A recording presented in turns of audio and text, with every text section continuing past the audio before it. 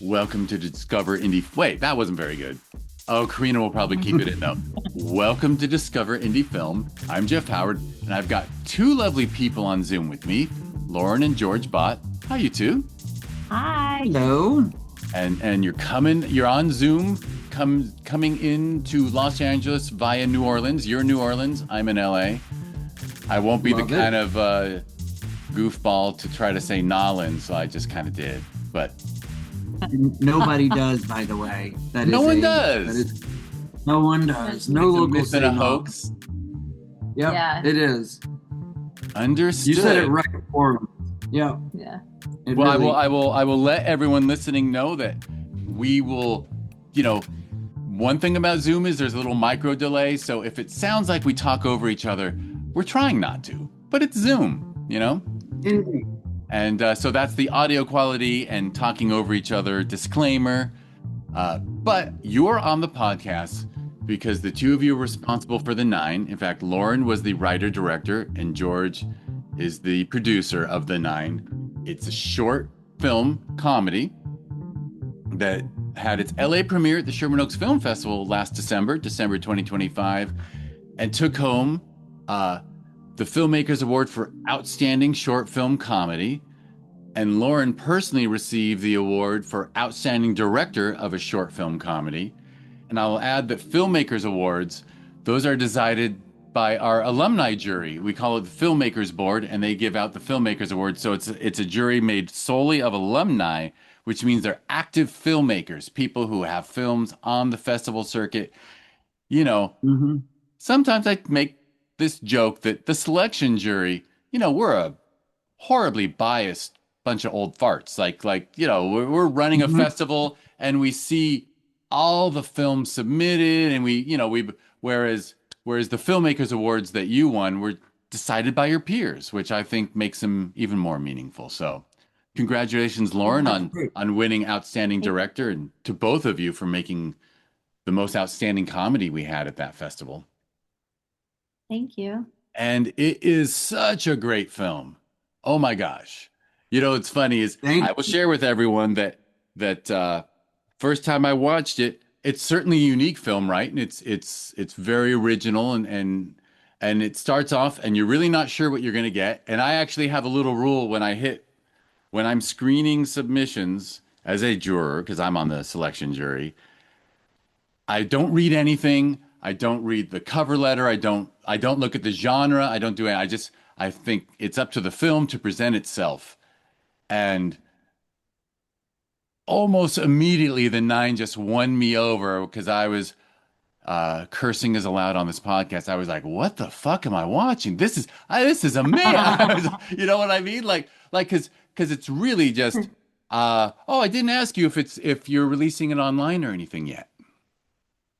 It's still on the Very, festival. very, very soon or very recently. I think we're about to. Yes. Yeah. Yeah, We're about Well, to. this podcast probably won't come out till June, so make sure to give me a link to wherever you release it so that Nice. people can watch it. And it's up to you That's if we awesome. avoid spoilers. I'm not sure it's spoilable because it's so original. Oh. You can know everything about it and still just enjoy watching it. But Thank you. Yeah, I agree. I certainly find it just brilliantly original and just stylistically as great and original as the screenplay is. The direction and the production design, everything about it is just so uniquely excellent for an original for something we see on the festival circuit. So I just want to give you that personal compliment from me, because I'm stuck watching like 1,500 films submitted per year to our two festivals. So when I see something that's like, wow, I have never seen anything like that before, that's the highest praise I can give. Well, something I've never seen before that is excellent. Obviously, sometimes I've never seen something like that. Sometimes people make a Warhol film where they just show their garden for an hour and a half. Right. We knew it was unique and original. We also knew that we both wanted to make, every part that we could control, because in the end, what you shoot and what you see when you get into the editing room, sometimes you're like, I don't know what we got. Let's take a look at it. Let's talk to our editor. But we knew we could control the production design and the look and the costumes, which is really all of that to her. And Yeah. we did it on a super shoestring budget. She can expand more, but we used our house, we used friends' school for free. We paid the actors very little. It was a SAG micro budget film, and at least with our experience in working in film and television, we knew how to make it look good. Yeah. And then the performance and the writing was going to carry itself or not. Yeah. And I thought So it did. as usual with a micro budget indie, in addition to being writer and director, Lauren was also handling a lot of what we saw on screen, from costumes Yeah. to. By the way, if we had an award for best costume design, I mean, come on. Wouldn't Dressing. it? Yep. I don't want to get the number of little girls wrong, but to see a row of little girls dressed like someone a famous historical icon, Yeah. that is not an image I will ever forget. Good. Well, That I've was the dressed goal. a couple people like Jackie O and in that particular outfit before, so a lot of people like to see that outfit, and I've done sort of like I've done a mix of different types of TV and film, but that outfit crosses sort of all boundaries, and I think there's just something particular, probably to how that outfit was presented, like the sadness of it, obviously, but I for the nine, I just a lot of the inspiration was pink.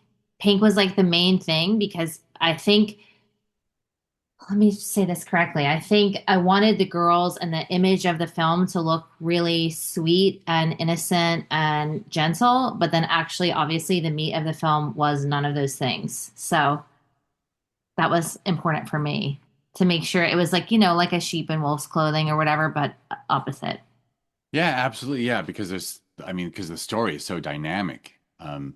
Well, Yeah. before we get even deeper into the nine, uh, like I warned you on Discover Indie Film, I always try to get people's stories of how you got into indie filmmaking, because obviously this podcast is in many ways just my thank you to filmmakers.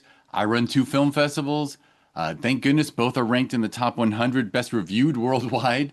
But we would not be a top 100 best reviewed film festival, both Sherman Oaks Film Festival and Film Invasion LA, if we weren't getting just really wonderful, original, unique films submitted to us. Because as you shared, when the stuff you saw at our festival was all like, we only show great work at our festival. And honestly, you can imagine how nervous I get as a juror. Like, if I see 10, 20 bad films in a row, I start to like get depressed. Like, oh my God, is the festival good? What's going to happen to the festival? But then I see the 9 and I'm like, okay, we're going to have a good festival. So what inspired each of you to get into filmmaking? Does Lauren want to start, or George? Lauren, yeah, let's mix it up. Let her go first. Lauren, you start. How old were you when you got the bug? I was 22. So this is the only job in my life. So, if you can imagine. But like as a younger person, were you a creative kid? Were you like a storyteller, a writer? Yeah. Yes, it doesn't seem so right now, but I'm definitely like a storyteller and, very chatty. Always sort of, I don't know, when I was young, always a writer. I've always loved to write for sure. I didn't really think of film probably as something that was easy to access in New Orleans, but New Orleans in and of itself is a very creative place. Like, I mean, most kids, I think, take sports or do like, I don't know, dance or whatever, but my mom, I was in photography and writing classes and painting, and I did do a little bit of dance when I was younger, but always the city itself lends itself to it's a very creative environment. People are so interesting and unique here, and that has never changed. Even the plainest person in New Orleans is probably the most interesting person, anywhere else. So I didn't ever really think of film as being an option, but I grew up in the 80s and 90s, which was kind of all those like really campy, fun hyper feminine films, like Jawbreaker or Heathers or things like that was, like that was sort of my world. But then when I graduated from college, they had just sort of like started pushing the incentives here, and it was like loosely through a friend of a friend, sort of hit that to me as an option. And I had no idea. Like I actually didn't even know that those jobs existed or like what it entailed. And so it was my first interview. I wore a suit, like a pinstripe suit, and I had a Right, like you were going for a briefcase. job at a bank. Yeah. Oh, yeah. I mean, it was a literal Banana Republic suit. I'll never forget it. I had huge heels on and a briefcase that was like, I stuffed it and then put my resume like in just a file folder, but I stuffed it with like socks. And my dad had a company that had like those bubble wrap, so I stuffed it. But I had no idea like how casual it was. So I did like a full formal interview. And then that was sort of and then I got the job because I came in a suit. So and then I just stayed in film. That was in 2004. And I did a few shows um, in production and then moved quickly into costumes and have been there ever since. Oh, up until like the last couple of years. So Right. So professionally, you actually work in the film industry in the costume department, you're saying. as a costume designer, yes. As a costume designer, which is Yes. actually an incredibly creative role. Yeah. Yeah, it is. Very, yep. Yeah. Yeah, it's a great role. But deep That's down, you're also that's a a storyteller. Yes. Well, I think in costumes you have to be a little bit, I mean, you have to be able to like compartmentalize, but also sort of like find these little small nuances, like or like personality quirks or things that would be like lend itself to the characters so that you can pull those little pieces out of the actor. I mean, we do that in every fitting. I mean, all costume designers for the most part do. Like you're trying to find that place of vulnerability and but then also comfort within the clothes, so you're trying to help them create and with them and the narrative that's the through line. So it's super natural for me to like start with clothes and like and find it there, and then build from there. And am I wrong to think that as a costume designer, you're reading scripts and getting Oh yeah. notes? So it's also a great role to have where you're just reading script after script. I mean, that's one of the best ways to learn screenwriting is to read quality work. Yeah. No question. No, you're Yeah. right about that. And I've read some of the best scripts and then some of the wildest scripts where I'm like, hello, what? So that's crazy. So I think, I mean, even outside of just landing the job, when you're a department head, when you're a costume designer in particular, I read 5, 6, 7 scripts before I get a job, whether my choice or theirs. So you are constantly reading scripts. I mean, almost incessantly. Yeah. And was that the inspiration to start writing write a screenplay or I think the inspiration to write the nine was I just felt like I said, I've always been very comfortable as a writer. I've always written for fun. And then when all of this sort of I don't know how I want to categorize it, but like the level of sort of like insanity that feels like what is now our just regular life started to bubble up. I just felt like I had so much to say, not necessarily in a direct way, but I just wanted to sort of like, poke the bear like a little bit, but in a way that made sense to me, which is through like satire and pretty close. So I actually was working on a film and I saw a documentary by that filmmaker and it was about Christian nationalism. And I just thought, you know, this is really long and sort of intense for this topic. It needs to be something that people like you can like, sort of like push in someone's face. And so that sort of thing is what got me thinking about it. And then I had just done so much research about like, how did this happen? And like, how are people living like this? And why do people believe this? And that sort of opened up a whole can of worms for me, sort of, I guess, internally, like, why do people believe anything? Mm-hmm. am I picking up is the nine your first screenplay? Yes. Mm-hmm. Holy Well, it's not my first, moly! my first. I want to use the F word. That's freaking amazing. Yeah. I've like written other things, but never that I've made into a film. And also, like the only person that's ever read them is George. Yeah. She's been So practicing a bit, and then Yeah, but never I've never done anything like with any yeah. of them. So yes, it's the first screenplay that I ever wrote that other people read that I made into a short film. Yes.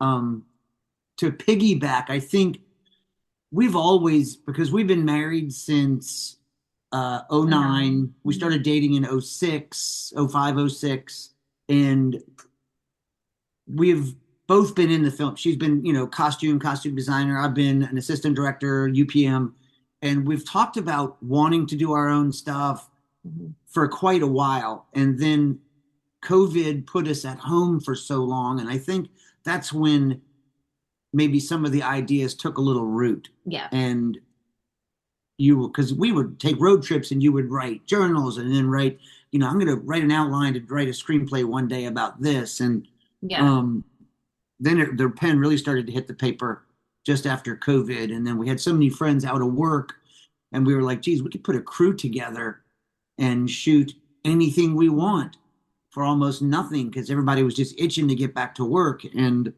um, the problem with being in film and then also trying to be a filmmaker is that if you're good at what you do, you'll never have the time to take off and shoot your own stuff because you're just going to keep working. Yeah. And so a couple of little dominoes like that fell, and then we had the time. She had the good ideas, and then we decided to do it. right. So you were reading things Lauren wrote, and when you read the nine, I bet it just popped off the page. You're like, Yeah, I if we want to make say the anything, we should first make this draft. one. Yeah, the first draft came out in a day. And was it when you were on Spinal Tap or? Yeah. So she was shooting Spinal Tap 2 with Rob Reiner. When it came out one day when she was working, she's like, let me go in this office for 3 hours and. Don't put that on a podcast. Oh, okay. Well, the movie's Well, out. but It's like, downtime is downtime. You're not required right, to not check long your lunch phone break, during downtime. long lunch break. Lunch breaks. And I was like, this is wild. There's actually a 17-minute version of the nine that we pared down to just under 11 or 12 minutes. Leaving out a big part, which is that I had we did so many fittings on that job, and I met Angelina, who's the lead in the nine. Mm-hmm. So the idea was brewing, but then I did a fitting, and actually she was like coming from far away, and I was like, gosh, and I was like kind of annoyed. And then when I finally met her, I was like, oh my God, because she had her daughter with her, and so they had a part together in Spinal Tap, and so when I saw her with her daughter, I was like, oh wow, okay, oh okay, that is for sure Cynthia. And then I called George, and then I called my friend who's a casting agent or a casting director locally, and I said, do you think Angelina would do it? She seems nice, but I don't know. It might be too weird for her. I don't know if she would be interested in this. And within like 2 days, I'd emailed her. She was like, this script is so wild. I love to do stuff like this. And so that's like sort of how it was really me meeting her that I was like, I have to do it because I want her to do it. Mm-hmm. And I knew that she didn't have that much time. So she's, is busy. So. And you That's answered right. a question for me, which is I was curious to know what Angelina thought when she first read, because how often does an actor get to play a character, a lead role? I might add that lead roles Yeah. for women are sometimes a little scarce, and to get a lead role this unique and original just must Yeah. tickle an actor to know to the nth degree. Yeah. She loved it. And I think once we met, honestly, we became really like she is someone that I've written a lot about. She's actually a lead in my next film, but it's just something about her personality and the way she carries herself, and she's a bit more. The next one, she has like a moment to be like a bit more funny, like a little bit more humor there, like and kind of like it's a little sillier and like less sort of strange, I guess. It's still strange, I guess. Yeah. But she's got a little bit more time to like play around, right? Mm-hmm. Yeah. Yeah. Well, a and lot I lighter. mean, I think it's a really fun. I mean, yes, the nine is dealing with you know, Culty things a and, bit of a doomsday cult kind of vibe, but it's very funny. And You. yeah, you know what I mean? And it's just so yeah, I mean, I it guess was I can't call it intended to lighthearted be though. humor. Yeah, yeah. Yeah, it's not. Well, people take their religion really, seriously, and the whole idea behind it was just that you would.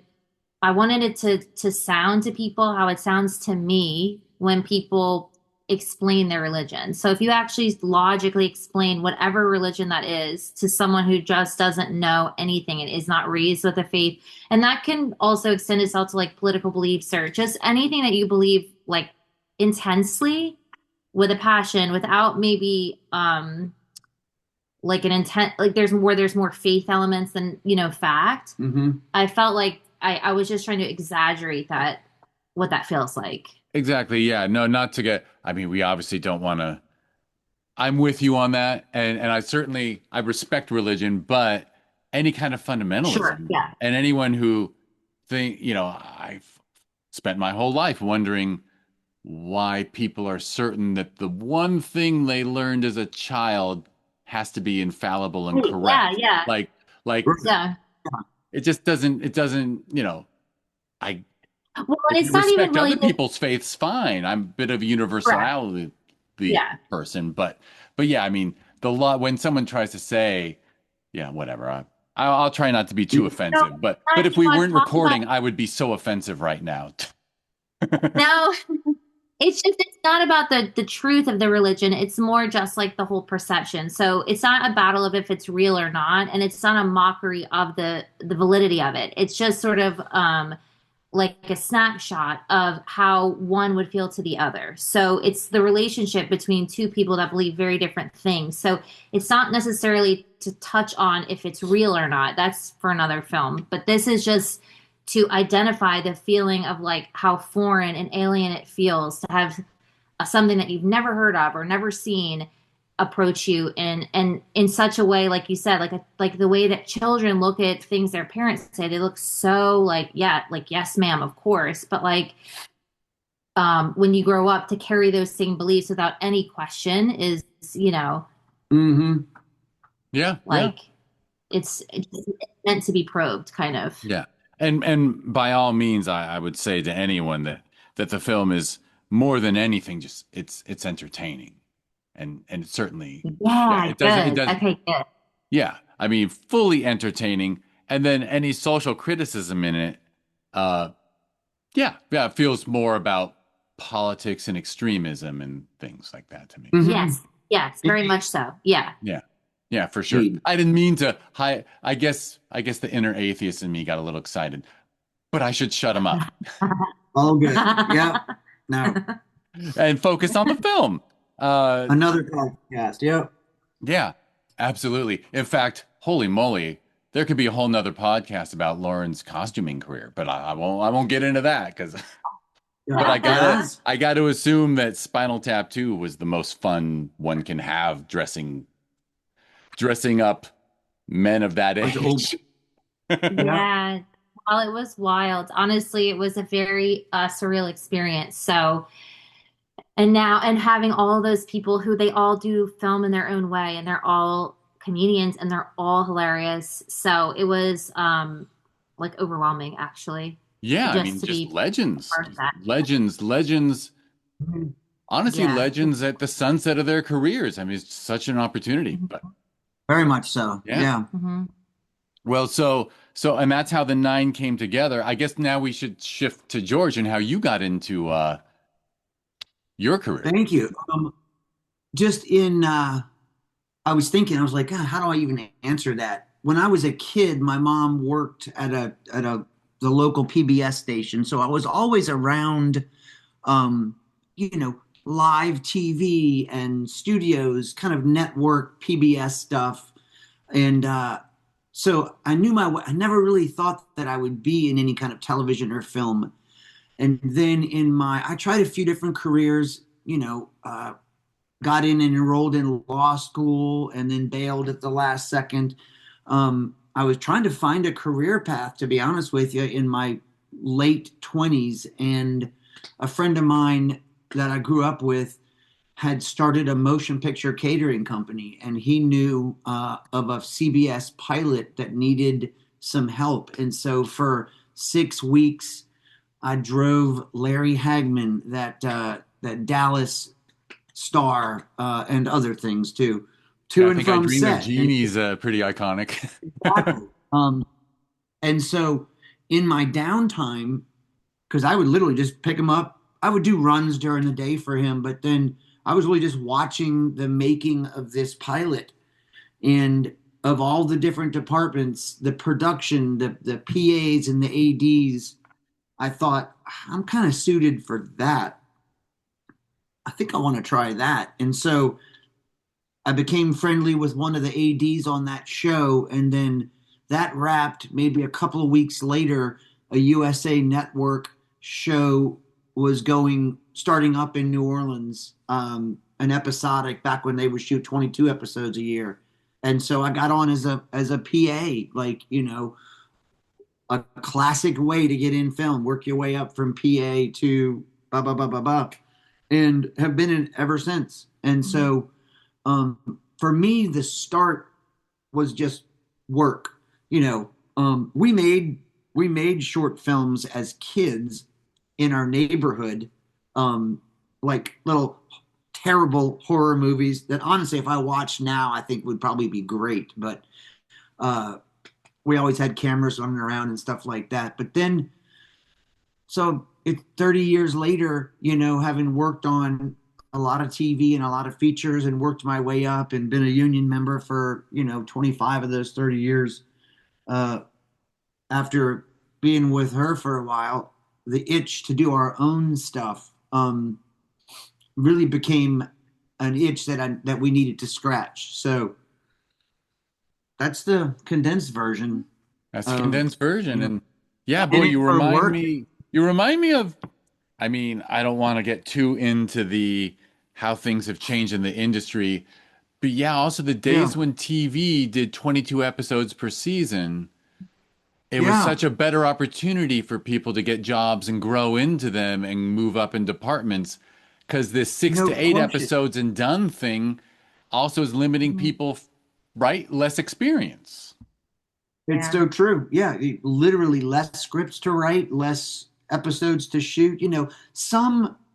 There's a very small handful of shows that get a lot of money, and or anyway, Mandalorian, they get a ton of money and they can shoot 10 episodes, but they're 10 small features, really.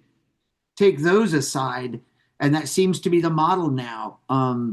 That's hard to keep a 8, regular 10, crew. 12, yeah, and you go for 3 months instead of 7 or 8. I mean, that 22 episode seasons, you're working 10 months of the year. And Yeah. so that 2 months off is a needed break, and you really don't need to go find any other work. You just want to rest and get ready to come back for the next season. And you have hiatuses. They always had you'd shoot 13 and then take 2 weeks off or 3 weeks and come back for the back nine, they called it. And NCIS is about the last show that I know of that was still shooting 22 episodes, but that was as of a few years ago. I think they're paring down now to 12 and 14 episodes, the few remaining NCIS shows that are out there. So, but Yeah. yeah, It's crazy. It's just yeah, just with all the other things I bemoaned about these changes, and in some ways there's some positive changes, but listening to you, I realized that career-wise, it really does make it harder. It's another thing that makes it harder for the new generation, that to get a toehold in a Yeah. business where everything starts and stops so quickly, gotta be. Yeah. I'm always feeling bad for the young generations. True. I think one of the few promising shining lights is the advent of quality cameras and editing softwares that young filmmakers can get for fairly inexpensive. You can get Black Magic camera and some lenses and download software, and you can edit and do audio and editing for a few $1,000 and be your own filmmaker, Yeah. which was unheard of, you know. Yeah. For sure. Well, and like with the 9, I'm sure the equipment needed for the 9, shooting it when you shot it versus a decade earlier, if you tried a decade Oh earlier, gosh, or 15, no doubt. Yeah, yeah. I mean, Yep. heck, I still remember how many feet per minute run through a 16 millimeter camera and a 35 millimeter camera, because that used to be critical to Yeah, budgets, right? You're like, how many feet of film do we need? absolutely. And How many now, do Yeah. you use? How many do you need? How long are the takes? How big is the mag? Like, should we reload now, or should we, can we hold the performance together and squeeze one more take out of it? And now with digital, that could be a whole nother it's a whole podcast. nother, But and as long as you have the the way time, you can give those yeah, actors more takes, and you can yeah, just keep running that camera, because your costs, it's just hard drive space. It's not, it's just yeah, it's a wonderful advantage. And obviously, so I'm glad yeah. you were able to take advantage of it when you two produced the 9. Thank you. And well, so I guess I should ask, as long as we're talking about the 9, so was it a long shoot? Was it quick? 3 days and then a day of like a few hours, a half a day of some pickups, Yeah. inserts, just Wow, to because it just spice up. looks so, for lack of a better adjective, it has a feature look to me. You know what I mean? Like, it's Thank got a you. cinematic feature look. Yes, our friend Brandon Dosat was the DP, and he's worked as much as we have in film. I've known him since he was he's Same been, PA, yeah. yeah, he's right around my age, and he's a really talented DP. And between him and George, Mm-hmm. George was the gaffer Yeah.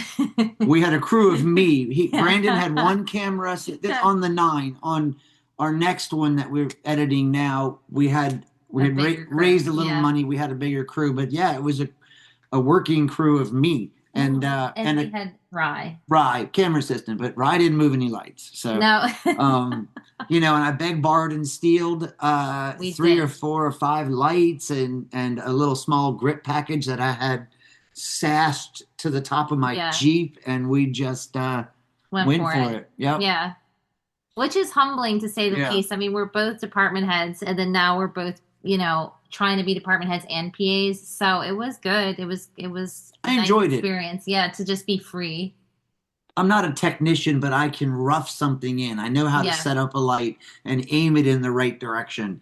And then Brandon would come but now, Jeff, Brandon was in the set. I was outside of our house, raising and lowering the 1K or 2K, but he could connect to it with his phone And fix it. and Yeah. change the color temperature a little bit and dial down the brightness Yeah. from inside. So that's amazing to me. Yeah. Rather than throwing gels in or scrims or whatnot, he was. Yeah, Anyway, wow, that I is was some the amazing. It's amazing that this equipment Yeah. exists and is affordable. That's so great. That's so great. Yeah. Yeah, heck, even true. the light panels we use at our Q&As at the festival, we can adjust color temperature. Mhm. It's just so funny, and the Absolutely. things you can do now and you don't need a ton of power because it's all LED now. But and that's an interesting thing you brought up that I think Lauren mentioned, is that you work as department heads on these really big productions, and then you do a micro budget indie where the writer, director, and the producer, as well as, I'm sure you wore a jillion hats in addition to that. So Legit. Yeah. Yeah. but did it Craft make it service. was it just absolutely delightful and fun to be doing your own thing and having no one to Yeah. report to? Well, and just there was just, I mean, we're the bigger shows that you do, and the bigger the crew and the bigger the budget, the more the pressure. And I also think it becomes more corporate. And so even though Spinal Tap started off as an indie film, Spinal Tap 2 was quite large. And once it gets that big, there's no way to avoid it feeling, more like a business. Mm-hmm. But doing your own thing, there's like a real intense freedom to that. Like it brings you back to like why everybody's like how you felt when you first started and kind of trying to like just piece something together with scotch tape and like a little bit of luck. Like it's not, it's a little bit more daunting to do like the older you are, but nonetheless, it's still really valuable and probably better to continue doing that the older you are because you can get stuck in your ways or you get Yeah. spoiled or, someone's always bringing you a coffee or bringing you lunch and it's like, oh, none of these kids are going to eat unless we order food. So, or George was climbing a fence literally for our neighbors to put up a light. Like, and maybe he would do that on set, but probably not. No, yeah. Probably not. No, they wouldn't let me. Yeah, but everybody was so helpful. Like even the parents of the kids were like reminding me when the girls needed to change and like we had so many people that pitched in that were like so excited for us and like my friend's the CEO of a magnet school here and so we shot there for free and like all the kids at the school were like being nice and like helping us load our car like it was just a really nice experience for us for sure all like all in. It was fun and at least for me I was aware of how fun it was while we were doing it. Yeah.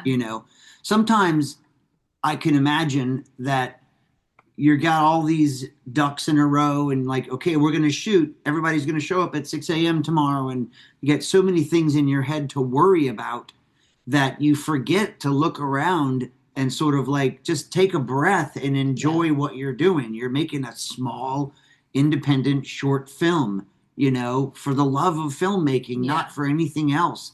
And to sort of, sharpen our craft and hopefully, make bigger and better things each time. Yeah.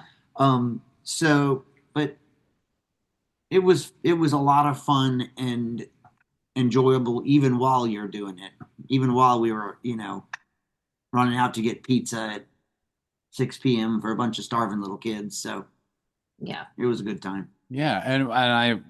Is it safe to assume that after that, very packed 3 days of shooting, by the time you landed in the editing bay, you were delighted with what you saw? Yes. Yeah. Oh, yes. It was so fun. Yep.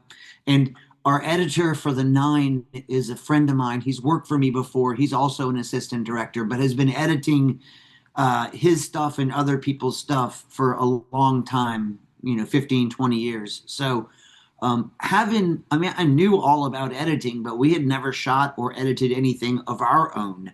So it was a fun learning experience. And he's really funny and quirky. We had to kind of rein him in a little bit, He's hilarious. Yeah. He's hilarious. Just to soften the edges a little bit. Yeah.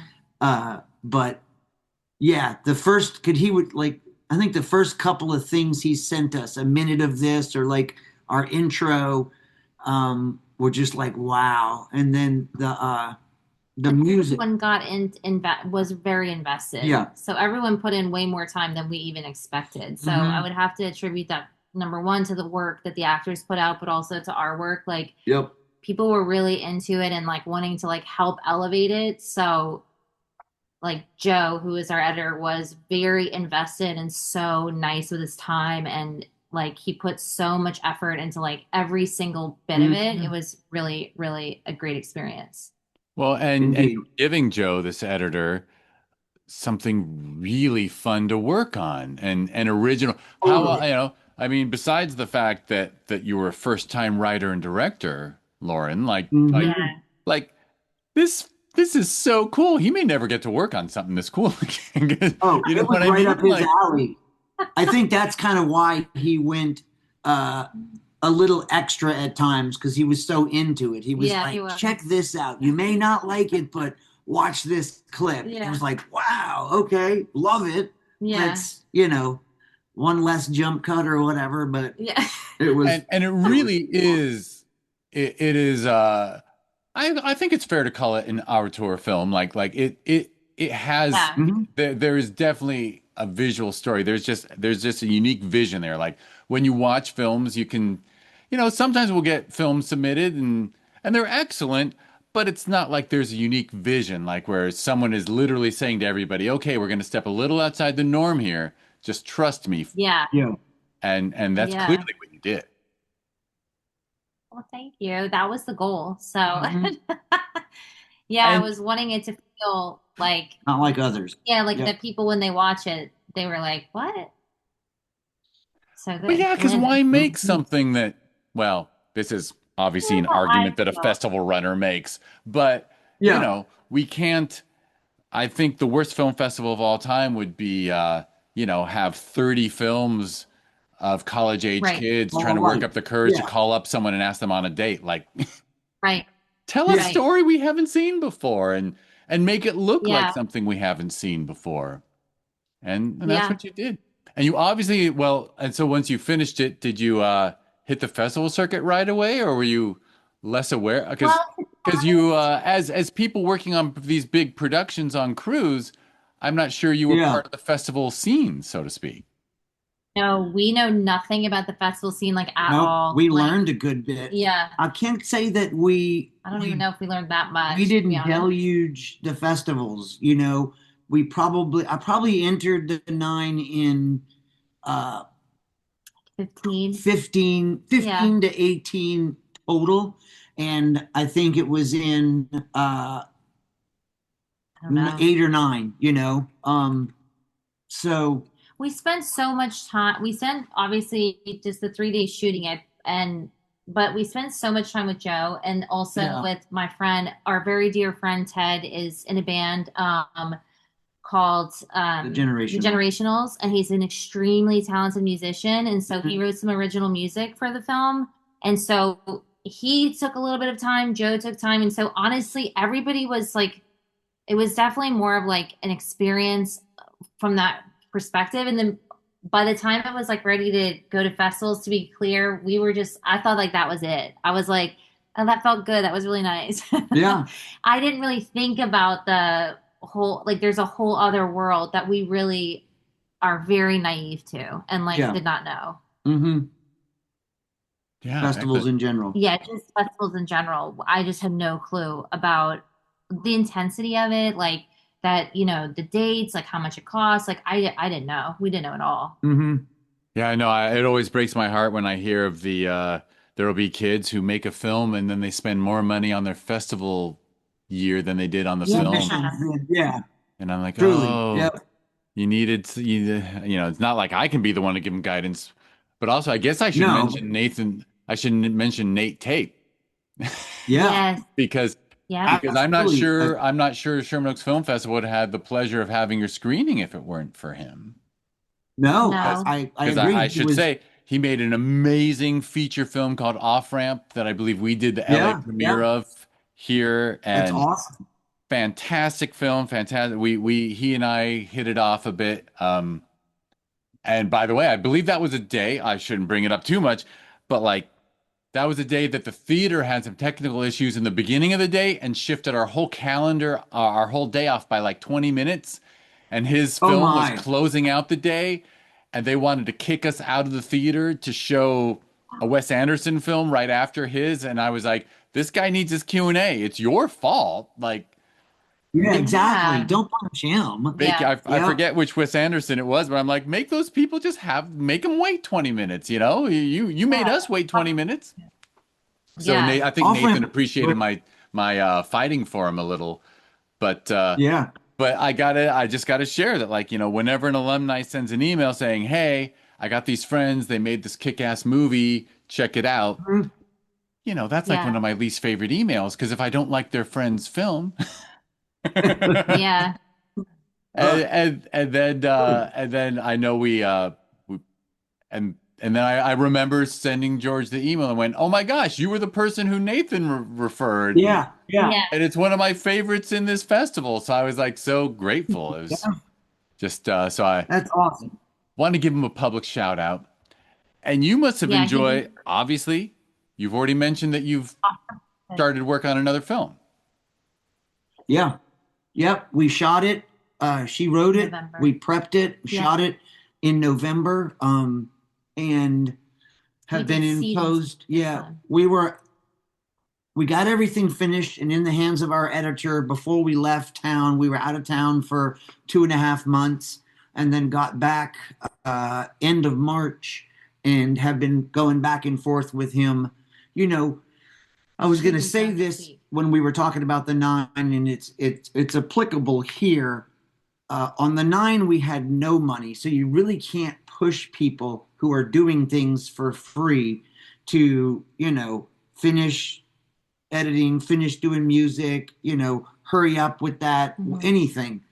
You have to take it as they're willing and able to give it to you.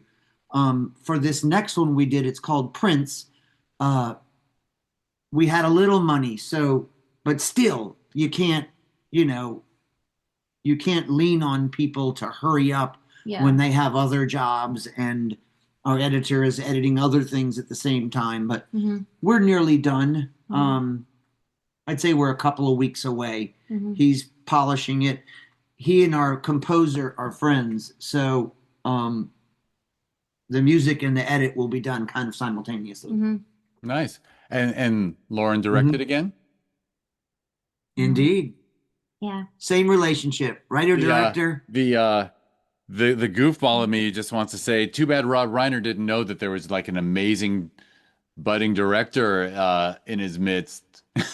I did actually send him the 9, and in a sad way, he did respond to my email. He's always so responsive, and we had a great relationship on Spinal Tap. He was really nice, and he was awesome as a boss and a director. But I did actually get the courage to email him. I've never really emailed a bunch. I haven't emailed a bunch of people the 9, but I did. Yeah, but I did send it to him, and he said, "I'm so busy with Spinal Tap right now, but I'm going to get to it soon." And then, oh my goodness, honestly, the tragedy slipped my mind when I was first talking of him because I was, oh my goodness, too much. That's a tangent. How funny. I forgot. I guess we block things out sometimes. That was just that's a good thing to block out. But now you've directed 2 shorts and you're wrapping it up. And you mentioned, I don't even know if it was earlier in this podcast or before we started recording, and you have your eyes on a feature idea? She's written a couple. Go ahead. Yeah. Well, fingers crossed that we find the financing for the feature version of the 9. Yeah. Oh, yes. Yeah. I will cross my fingers too. That's the goal. So we're working on that right now. I just wrote another pilot with a friend of the writing partner, and so we're working on the sale of that. But my focus is just is heavily on the 9 and like sort of completing this circle. That would be the goal. So fingers crossed. Yeah. They're good. For sure. Absolutely. And the world needs original voices. That's really what we need most. So true. Yep. And thank goodness you both have together. You got all the skills needed to get this stuff done. Yeah, that's what we keep telling people. We can just do it ourselves.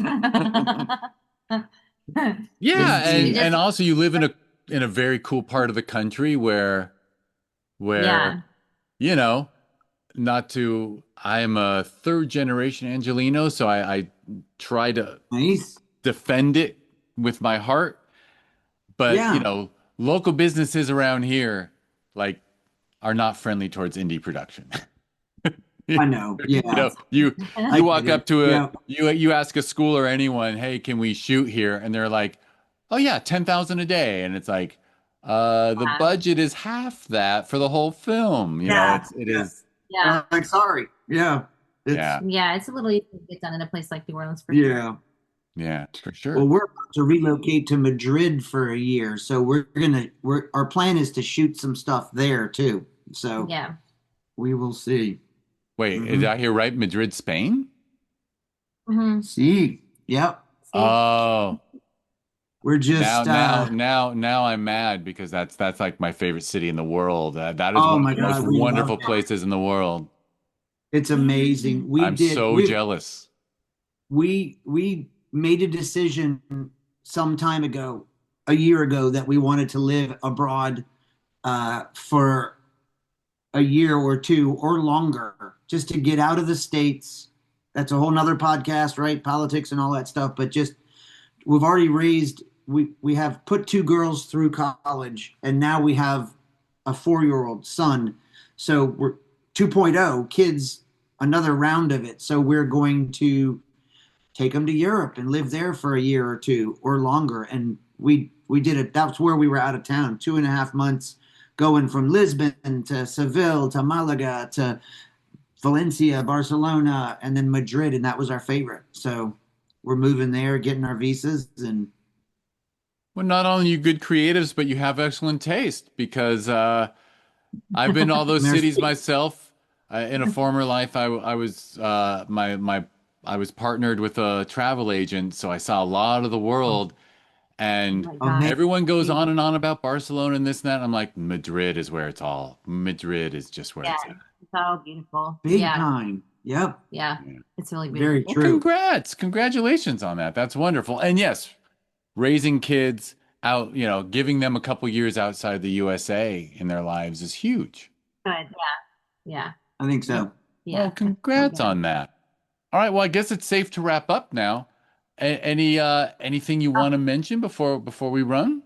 I know we'll put links to the 9 if you send me a link for people to watch the 9. I will. Anyone listening to this should Indeed. watch it for sure.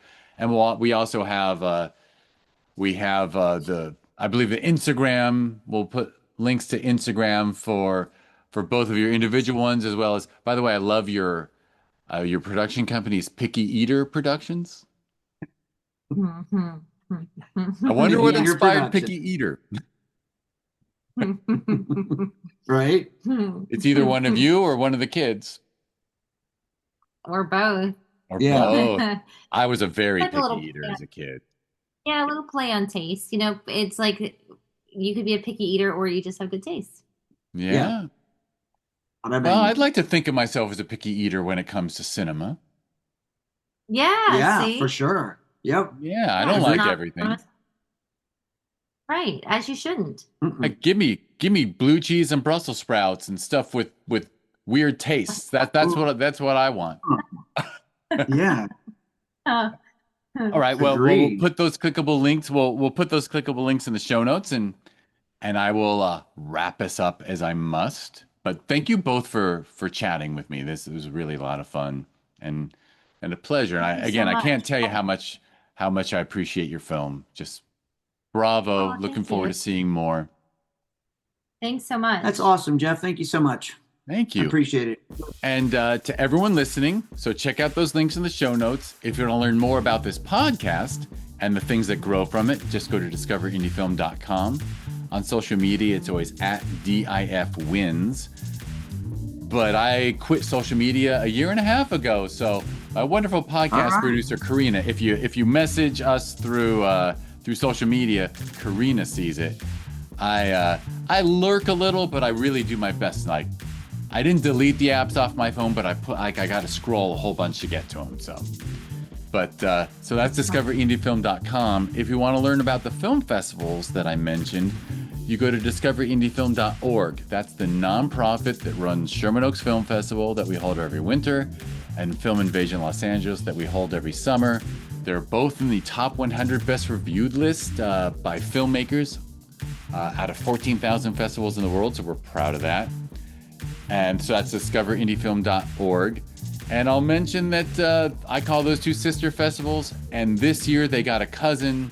Their cousin was born in Lima, Peru. We started Film Invasion Lima, found a wonderful team down there, and they had a wonderful event in the summer in Peru, which was, of course, January. Next year, Film Invasion Lima will be Valentine's Day weekend, which also happens to be President's Day weekend. So a 3-day weekend for Americans, if we want it, to go down and spend Valentine's Day in a very romantic South American capital. And it's still late summer there in February. Yeah. That's great. South of the equator. So, all right, Lauren and George, thank you both so much. And thank you. Thank you. And thank you everyone for listening.